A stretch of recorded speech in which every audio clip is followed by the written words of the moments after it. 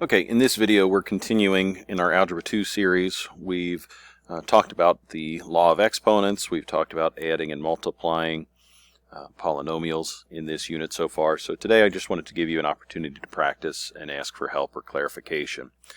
So I've generated this worksheet. It's got about 20 questions to it. I think it'd be great if you can get through all 20 questions in today's class, but for this particular video I'm going to focus on the even numbers, all of the problems that are written down this right hand column, and if you can't get all of your work finished, then maybe focus on the odd numbered problems, and then you can check your solutions with me when we see each other next in class.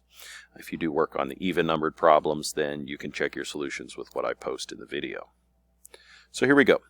In the first group of questions that we're working on, we're being asked to find the product. Now, the word product, of course, in math class does represent multiplication.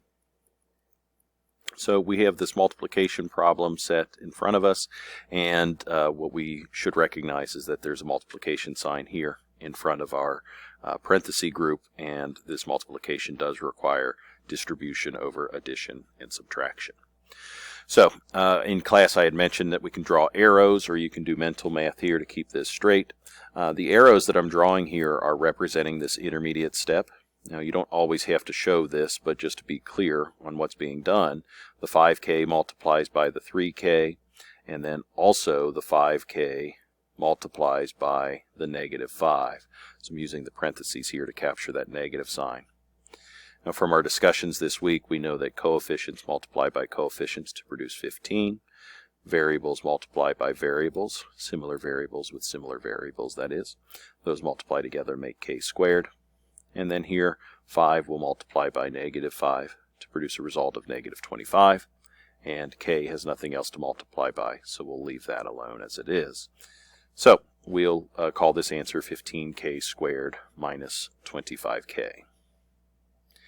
This next example looks to be pretty nice and easy for us. We are distributing the 2 in. This time we've got 3 distributions to make. And I'm not pointing directly to this power of 2. I'm pointing to this as a whole group, this as a whole group, and this as a whole group. Each of these monomial terms will receive the distribution of the number 2 in this case. So with some mental math, we recognize that 2 times 3p squared is going to produce 6p squared, no change to our exponent. The 2, when multiplied by 5p, is going to produce a 10p positive. And then lastly, the 2 multiplied by this 2 at the end would produce a 4, but pay close attention to your signs here. This is a negative 2, so we'll call this a negative 4 at the end. Not much work has to be shown. Mental math here is sufficient, so we'll move on. And when we start getting into questions like 6 and 8, you'll recognize that there's a double distribution here. In class we had mentioned that we would distribute each piece of this first polynomial into each piece of the second polynomial. And we drew some arrows at one point, implying that this 3a is going to multiply by this 3a. And it's also going to have to multiply by the 4, but also this negative 3 multiplies by the 3a and the 4 as well. So there's 4 sets of multiplication that have to be done, and one acronym that we can use to keep ourselves organized here is called the FOIL method, or the FOIL acronym. First, outside, inside, last. So I'm not going to review that in its entirety in this video, but I'll ask you to go back and watch the others or do a quick search online on your own for this FOIL process. I'd like to get into the math that's necessary to multiply these 2 polynomials together. So I'm going to multiply the 3a times 3a, and that's going to create a 9a squared. Then I'll multiply 3a times 4. That'll produce our 12a. Then negative 3 times 3a, that's a minus 9a. Not 9a squared, just 9a. 3 times 3, a times, well, there's a nothing here, so we'll pretend that that's a 1. So a times 1 is still a. And then finally at the end, negative 3 times 4 is negative 12. And this looks okay as an answer, but I think we can do a little bit better. We should recognize that there are like terms that can be added with one another. Like terms can be added, and similar terms are those that we multiply. These are alike because they're the exact same variable and same power. So we'll combine those two. Nothing can be done with the first term, but the middle two terms can add, or in this case subtract, to a positive 3a, and nothing to combine with the 12 at the end, so we'll call that minus 12. And that would be a pretty good result for this example. For number 8, we see pretty much the same thing. I'll multiply the 4p times 2p first. That's going to produce an 8p squared. We'll multiply the outside together next. 4p times 1 is 4p. Then we'll move to the inside. Negative 3 times 2p is a negative 6p. And then finally, the last two numbers in the groups, negative 3 times 1. Here again, we've got middle terms that are alike one another. They have the same variable and exponent, so those can be added, or in this case again subtracted. 8p squared has nothing to combine with. 4p take away 6p leaves us with negative 2p. And the negative 3 has nothing to combine with, so we'll leave that one alone. So in this class, I think your ability to answer questions 1 through 8 is priority. You have to be able to do those without much, if any, hesitation whatsoever. Questions like 9 and 10 are a bit of a challenge. I would like for you to be able to comfortably complete those multiplications, but I do recognize that these are a little bit more challenging than the others. Now 9 requires a double distribution where both of our terms at the beginning multiply by each of the terms in the second group, so that's a total of 6 multiplications. I'll let you do that one on your own. For number 10, this is where it gets kind of fun. I'm going to use a couple different colored markers to point out the distribution here. So we have a distribution for this 3. It has to distribute to all 3 terms in the second group. We have a distribution of the 5a. It too has to distribute into all 3 terms. And then finally, a squared has to distribute into all 3 terms. So if you count up all of those arrows, 3 red, 3 blue, and 3 green, that's a total of 9 distributions or 9 multiplications that have to be complete. If you organize your work carefully, then you'll find all of the terms that combine together that are alike one another. And I'm going to show you one more trick to make that happen when we encounter these large and complicated examples.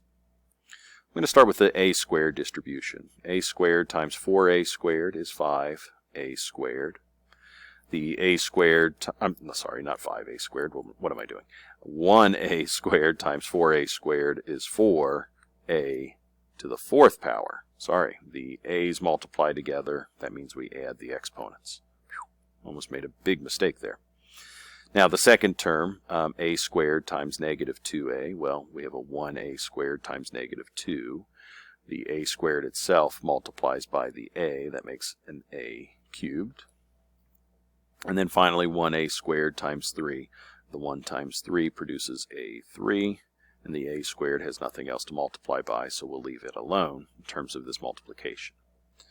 So there's the result after our first 3 distributions, our green level distribution, if you wanted to call it that. I'll just put a little dot here reminding us that that came from the green computations.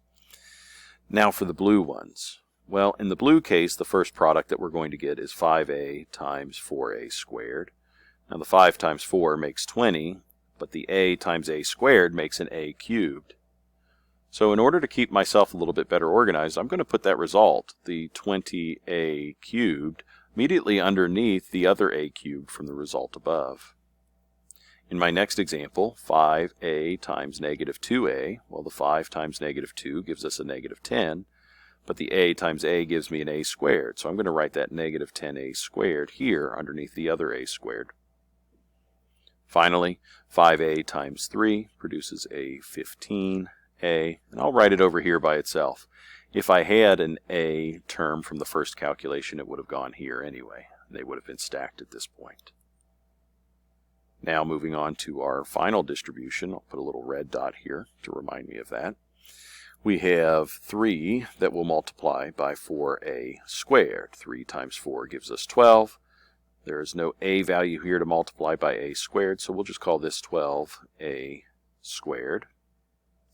Then the next distribution, 3 times negative 2, negative 6a. And then finally 3 times 3, which makes 9. If we look real carefully, we can see how all of our like terms have now been stacked on top of one another. All of the a to the 4th powers would have been in this column, a to the 3rd, a squared, a's, and any constants. Actually, I'll leave those up there for just a minute. So with everything stacked and organized this way, it's easy to see what our final result's going to be. The 4a to the 4th power has nothing to combine with, so we'll just bring it down, 4a to the 4th power.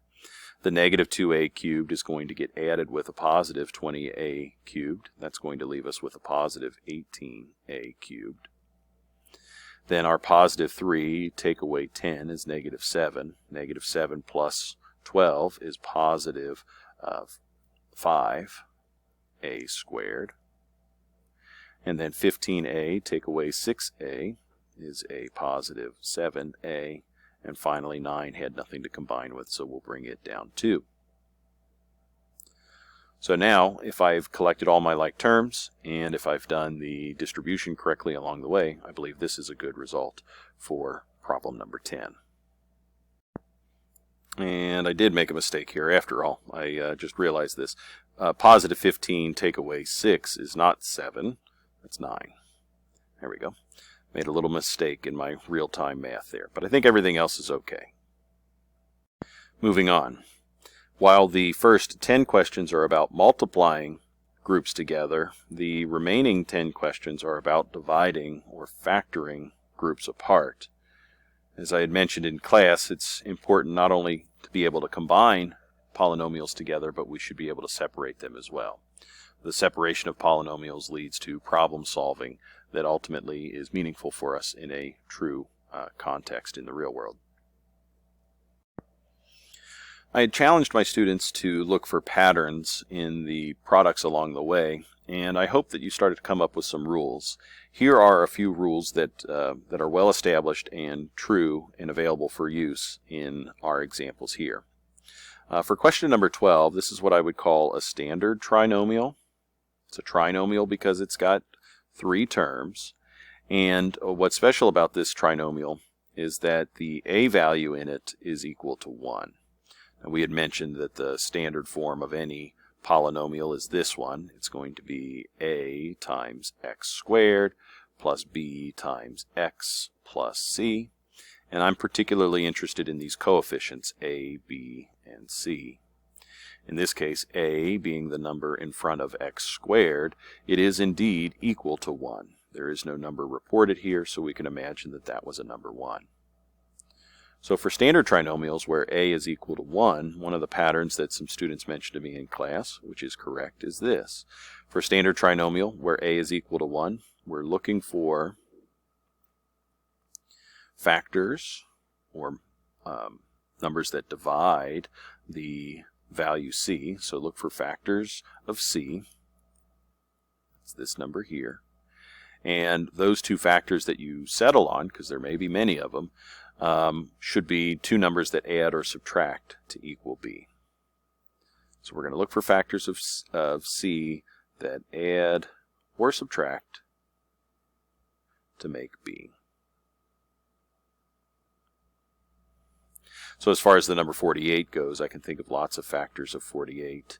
I think I've got a little bit more room over here. So for the number 48, I know that 1 and 48 are factors. I know that 2 and 24 are factors. 1 times 48, 2 times 24, 3 times 16 would give me 48.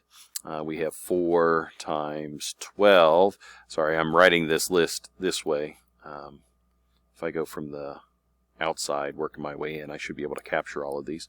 But I'm running out of room. Let's see here. 5 times something, that doesn't go into 48, but 6 times 8 does. And there are no other numbers between 6 and 8. So here's our full list of factor pairs, we sometimes call them.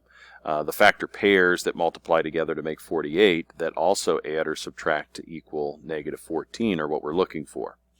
So 1 and 48, they're too far apart. Same thing with 2 and 24. 3 and 16 are pretty close. If I had a positive 16 take away 3, that puts me at, let's see, 13. That's not quite going to work, so I don't think 3 and 16 is a good choice. Maybe 4 and 12. No, maybe 6 and 8. I think that's the winner. If I had a negative 6 take away 8, if both of those were negative, then we'd get back to negative 14. So let's see what happens here. Now that we've identified those two, we're going to report them in the binomial combination for the product that would multiply back together to make 12, or make m squared minus 14m plus 48, the problem number 12. So I'm going to report m here and here. I'm going to report negative 6 in one position and negative 8 in the other, and I believe that's going to be our answer. We know that that's going to be the answer because if I were to FOIL this back together, or if I were to perform the double distribution, I will get back to the original expression in number 12.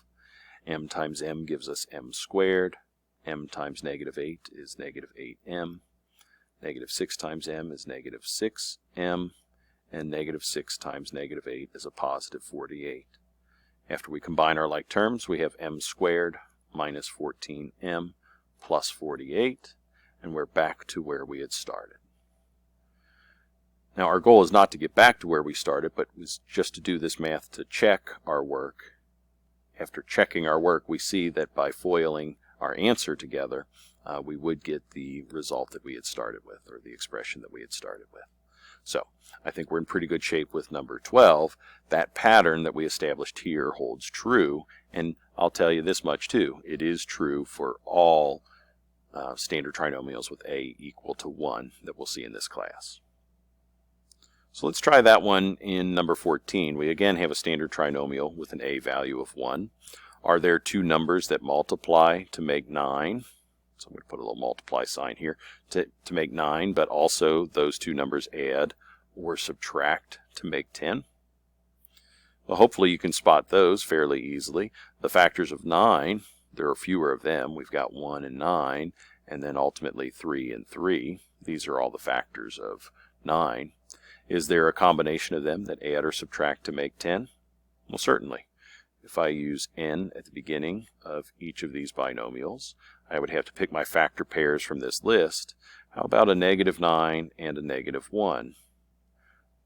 In the act of foiling, we would get n squared, negative 9n, negative 1n, and positive 9 with our multiplication step. Combining like terms, we end up with an n squared minus 10n plus 9, which is right back to where we started. So since this pair does FOIL back together to make the original result, I think that's a pretty good answer, and we'll go with it from here. Now 16 is kind of interesting. We again have a standard trinomial with a equal to 1, so we can use the same pattern. For our c value, though, 7 here, there's only one pair of numbers that multiply to make 7. It's 1 and 7. So I know that I have to use 1 and 7. There's no doubt about it. But I do have the option to choose a positive 1 or negative 1 or positive 7 or negative 7. I can choose my signs in order to make this work. So what kind of 1 and what kind of 7 would be necessary so that they can add or subtract to equal negative 6? Well, in order for that to happen, we would have to use a negative 7 but a positive 1. Negative 7 plus 1 does make negative 6, so this combination should work. We can check ourselves by doing the FOIL method and returning our result. So we have an n squared, we have a negative 7n, positive 1n, and now a negative 7 at the end. And with like terms in the center, we have n squared, take away 6n, minus 7, which is exactly what we started with. And I feel confident in my answer for number 16. So I think, yeah, all of the examples 11 through 16 are standard trinomials where a is equal to 1. In 17 and 18, it looks like perhaps 19 and 20. 19 is bit of a challenge because the numbers are getting large. But I believe these remaining ones are also standard trinomials. I know they're standard because they are written in standard form. They're standard trinomials. The problem here is that a is not equal to 1 anymore, but I do think that there is a GCF, a greatest common factor amongst all three of the terms. So let's talk about that technique. Our greatest common factor, or GCF for short, states that there might be a number amongst these three monomials, the three terms of this polynomial, that can all be divided by the same number and or letter combination. Now in this case it does look like all of these can be divided by 2, and I think 2 is the biggest one that can do that. Down here in number 20, for example, I know that these can all be divided by 2 as well, but 2 is not the largest number that divides all of these, is it? Well, on second thought, I think it is. The next largest number that divides 14 is 7, but 7 does not go into 10. 7 does not go into 14 either, so maybe 2 would be the GCF there as well. Let's go ahead and finish out number 8. If 2 is the largest number that divides 2, 18, and 36, then we're going to divide each of those terms by that 2. b squared plus 9b plus 18 is what we'd be left with. Now, we don't have an equal sign, so we're not making this 2 disappear. We're just moving it to a new position, and the position that we're moving it to is essentially outside of a group of parentheses. Now, this problem looks a lot like one that we started with earlier in class, where we'd be tempted to distribute this back in. But I don't want you to distribute this back in. We just took it out for a reason. We're trying to break this down into its factor groupings. So I'm going to leave that 2 to the outside, but I am going to focus on what's left behind on the interior here. Now that we've gotten the GCF out of the way, this becomes a standard trinomial with our a value equal to 1. With an a value equal to 1 and us focusing on this interior trinomial, I think I can figure out what the factor grouping ought to be for it. So now I'm going to change this single parenthesis group into a double parenthesis group. We're worried about factoring this trinomial. And since it's a standard trinomial with a equal to 1, we'll say that b times b is the beginning of each of these groups. That's what we'll multiply to make b squared. And now we need to find factors of 18 that add or subtract to make 9. Now with 18, we've got 1 and 18. We've got 2 and 9. We have 3 and 6, but nothing in between 3 and 6, so there's a complete group. We have all of our factor groupings, and I think the 3 and the 6 are the pair that we would want, because a positive 3 and a positive 6 would not only multiply to make 18, but they, in this case, add to make 9. So now we've taken our original problem and we've factored it into the factor grouping, which in turn could be FOILed back together. We can distribute and FOIL these two groups and return them back to the original problem that we saw. I'm pretty happy with this result. For number 20, however, things get kind of interesting. 2 is the greatest common factor, so we'll go ahead and factor it out. That's going to reduce the size of these coefficients. We have a 2, then we have a 5x squared that remains minus 12x plus 7. And what we're left with is a standard trinomial. It's in standard form. We have an a value that's not equal to 1, either at the beginning or after this factoring. But by the time we're done, we end up having no GCF. No more GCFs. There isn't a number that divides 5, 12, and 7. Now, this video is getting kind of lengthy here, and I suspect that our practice in class ran long too. So I'm going to say that this is a good stopping point. I want you to think about this for a moment. What do you do when there's no GCF and you're trying to factor a standard trinomial? How do you factor? So I'd like for you to maybe find an explanation online and see if you can adopt that method. That would be quite helpful for us to reference in class. I will give you a hint, however. There is a technique out there that I've discussed in a video, in prior years, and it's called Split the Middle. You might find my video and you might find somebody else's online. If you search for the phrase split the middle, that might help you decide how we can factor this more completely. So until we see each other again, thanks for watching, and let me know if you have any questions. I'll do the best that I can to answer them remotely.